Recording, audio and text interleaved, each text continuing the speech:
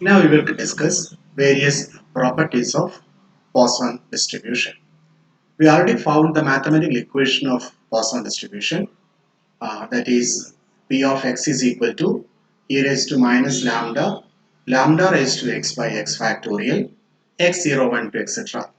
And there is a constant in the equation of this Poisson distribution, that is lambda, and we address this equation of Poisson distribution using the notation x follows P of lambda. Now we will discuss the properties of Poisson distribution in this video. Here, first you know that the random variable following Poisson distribution is discrete. Its values are 0, 1, 2, 3, etc. So you know that the values taken by this random variable are non-terminating and they are discrete. It is infinite, 0, 1, 2, 3, etc. In the examples we considered for Poisson distribution, we found that the number of accidents occurring on a day, the number of newly born babies in a hospital, or all these things are with starting value 0 and it will go like this 1, 2, 3, etc. We cannot stipulate any fixed value, any final value for these random variables. The number of mistakes committed by a typist in a page of work, or the number of vehicles waiting in a traffic jam, number of vehicles waiting in a petrol bunk, or number of customers waiting for service in a counter. In all these cases, the least value 0, next is 1, 2, 3, etc. and that never will stop at any finite value. And here also the variable values 0, 1, 2, 3, etc. Next we come to the mean and variance of Poisson distribution. So we first assume that this random variable x follows p of lambda, that is Poisson with the parameter lambda, the constant lambda. So we have the equation e raised to minus lambda, lambda power x by x factorial.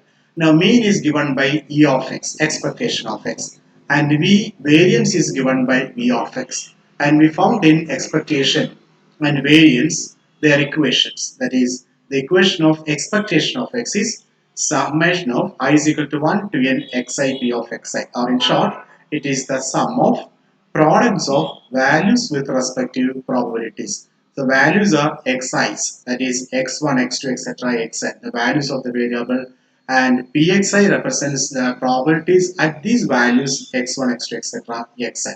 So here the values are denoted by 0, 1 to etc. and the probabilities are recorded when generated by this equation. So we have the general equation of expectation in the first step, sigma x equal to 0 to infinity x p of x. So that is by definition of expectation. In the next step, we write here the equation of the probabilities generated by the Poisson equation, that is e raised to minus lambda, lambda raised to x by x factorial. That is the equation of Poisson distribution. So that's how we have the second step, sigma x equal to 0 to infinity x into e raised to minus lambda, lambda raised to x by x factorial. Next, we look upon this equation. We see that x equal to 0, the entire summand will be 0. The summand becomes 0 because 0 into e raised to minus lambda into lambda power 0 by 0 factorial. That is the initial value x equal to 0. That is what we get when we put the first value x equal to 0. Since it is 0 into the entire value will be 0, so the summation is starting only from 1 onwards. That is, actually this is 0, then 1, then 2, etc. up to infinity. But when x is 0, the entire summand becomes 0. So the summation effectively starting from 1 onwards. That's why we write in the next step sigma x equal to 1 to infinity. That 0 to infinity becomes now 1 to infinity. That is 1 into e raised to minus lambda, lambda raised to 1 by 1 factorial, plus 2 into e raised to minus lambda, lambda square by 2 factorial, plus etc. Also we note that the summand e raised to minus lambda, that is a constant. That is not with respect to that summing index x. Summing index is x. So this is independent of x. So it can be taken outside of the summation operator, that is sigma. That's why we have e raised to minus lambda x equal to 1 to infinity x into lambda raised to x by x factorial.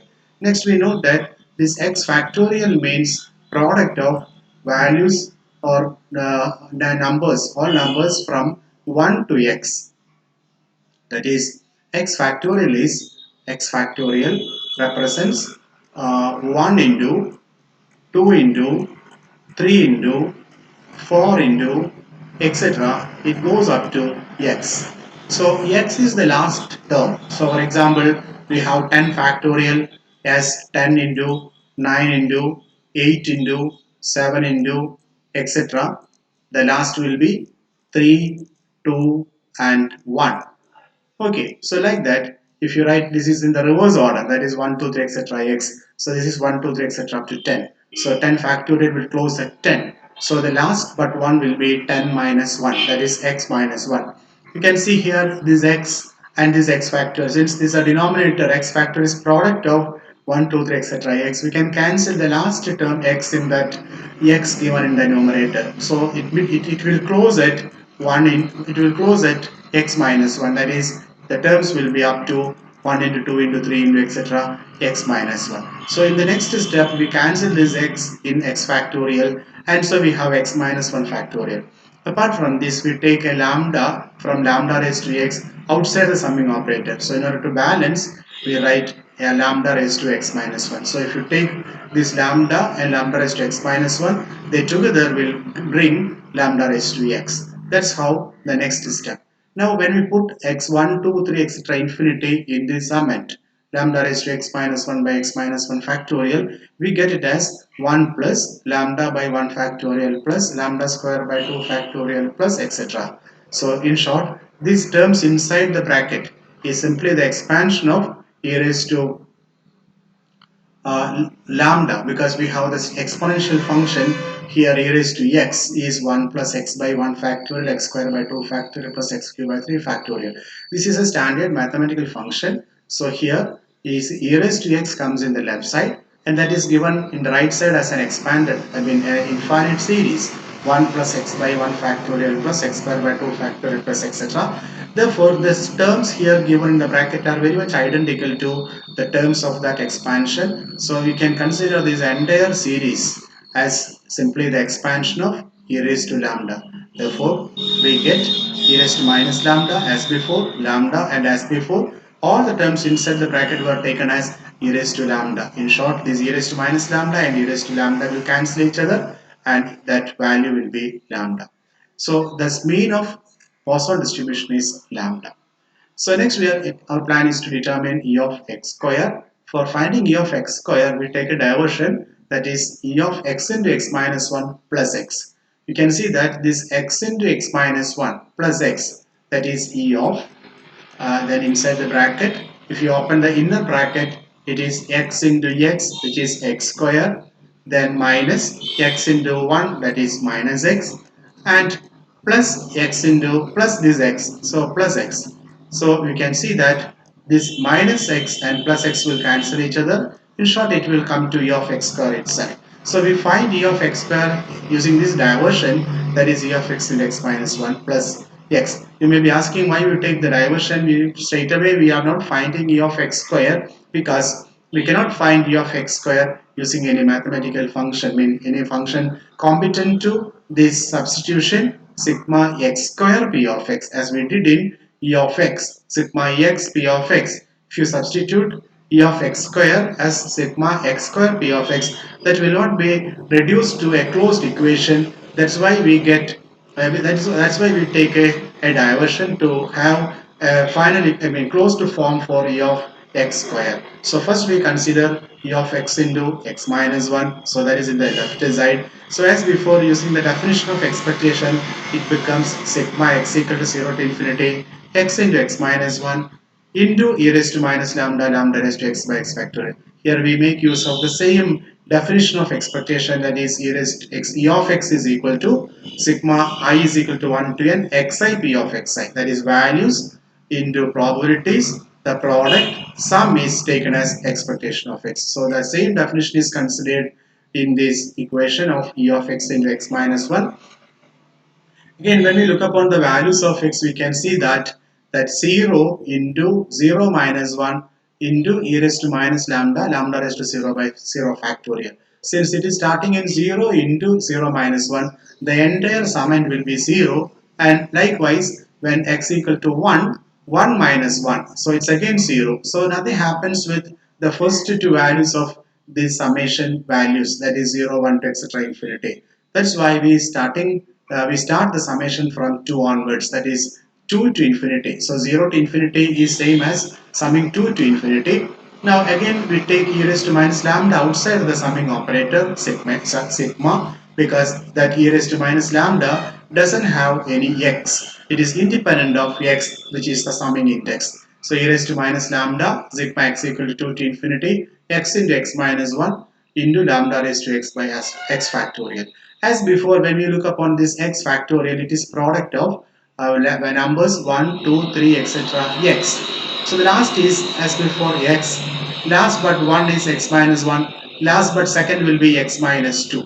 So if we cancel this x and x minus 1, that is last two terms, with this x and x minus 1 appearing in the numerator, we can see that the denominator will close at x minus 2 factorial, that is like 10 factorial. So 1 into 2 into 3 into etc. 10. So the last is 10, the next is 10 minus 1 9, and less the second last but second is 10 minus 2 8 etc. That's why we get x minus 2 factorial, that 10 and 9 cancel with the numerator 10 and 9. So it will come up to 1, 2, 3, etc. x minus 2, that is x minus 2 factorial.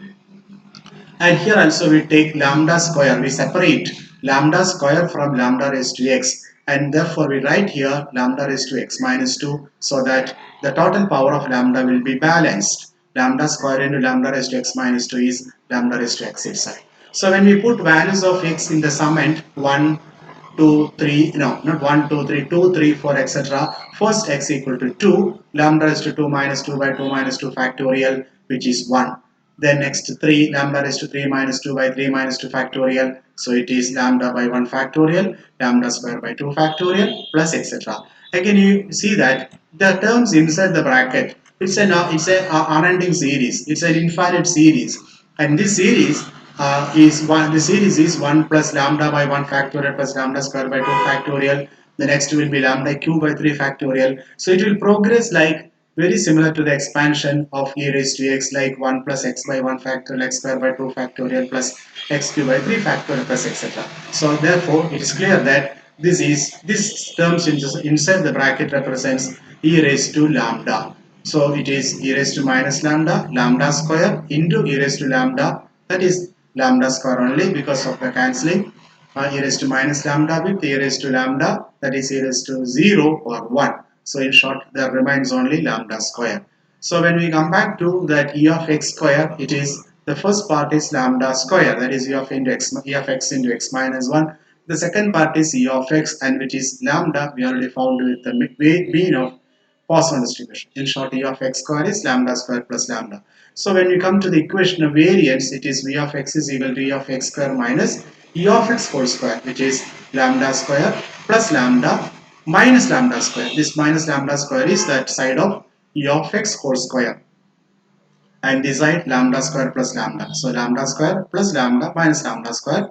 Again we can cancel both lambda square, it balance only lambda. So here we know that the variance of Poisson distribution is also lambda. It's a very peculiar property of Poisson distribution, that is mean of Poisson distribution is lambda, variance is also lambda. If you just make a comparison with the binomial distribution, we note that mean of binomial distribution is NP, mean of binomial distribution is NP, and variance of binomial distribution is NPQ.